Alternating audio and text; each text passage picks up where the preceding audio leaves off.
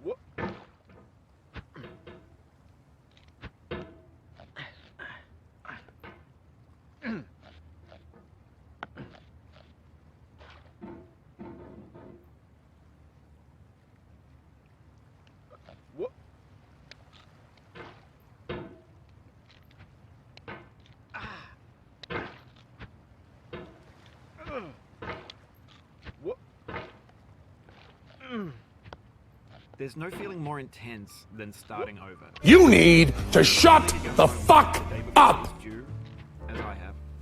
Or if you left your wallet at home and you have to go back after spending an hour in the commute. If you won some money at the casino and then put all your winnings on red but it came up black. If you got your best shirt dry cleaned before a wedding and then immediately dropped food on it. If you won an argument with a friend and then later discovered that they just returned to their original view. Starting over is harder than starting up. If you're not ready for that, like if you've already had a bad day, then what you're about to go through might be too much. Feel free to go away and come back. I'll be here. Alright, thanks for coming with me on this trip. I'll understand if you have to take a break at any point. Just find a safe place to stop and quit the game. Don't worry, I'll save your progress, always. Even your mistakes.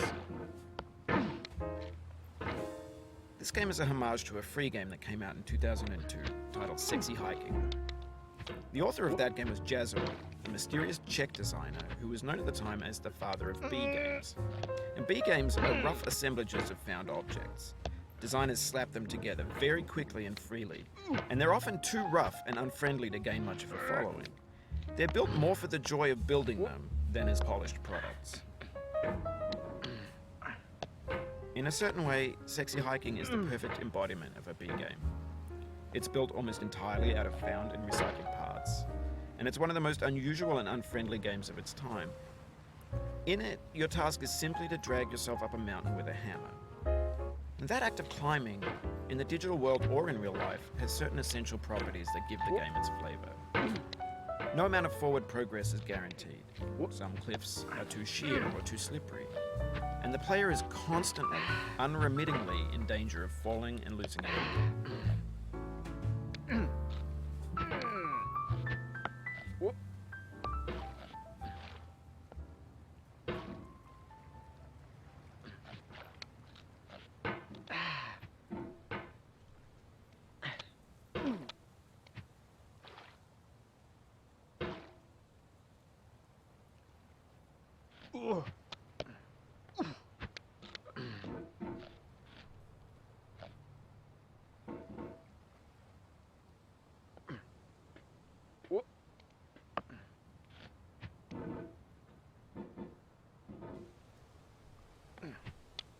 Anyway, when you start Sexy Hiking, you're standing next to this dead tree that blocks the way to the entire rest of the game. It might take you an hour to get over that tree, and a lot of people never got past it. You prod and you poke at it, exploring the limits of your reach and your strength, trying to find a way up and over. And there's a sense of truth in that lack of compromise. Most obstacles in video game worlds are fake. You can be completely confident in your ability to get through them once you have the correct method or the correct equipment or just by spending enough time. In that sense, every pixelated obstacle in Sexy Hiking is real.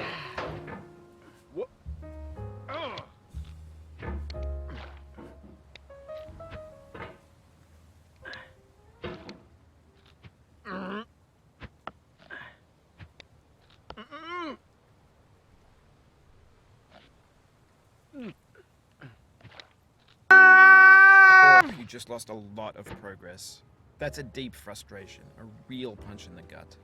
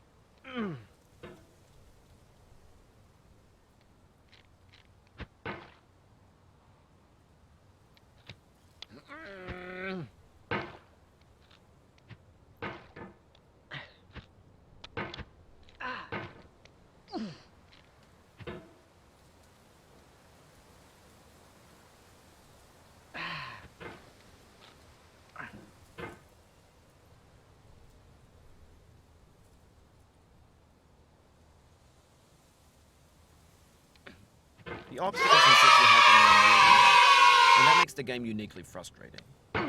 But I'm not sure Jazzuo intended to make a frustrating game. The frustration is just essential to the act of climbing, and it's authentic to the process of building a game about climbing. A funny thing happened to me as I was building this mountain. I'd have an idea for a new obstacle, and I'd build it, test it, and it would usually turn out to be unreasonably hard. But I couldn't bring myself to make it easier. It already felt like my inability to get past the new obstacle was my fault as a player rather than as a builder. Imaginary mountains build themselves from our efforts to climb them, and it's our repeated attempts to reach the summit that turns those mountains into something real.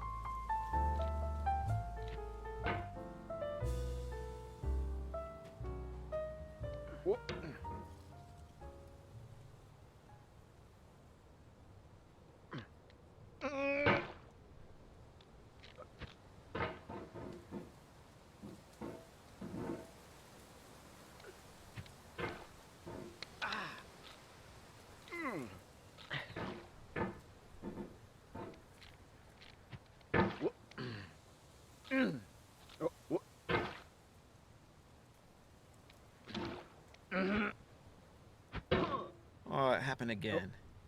Keep on trying. Don't let it get to you.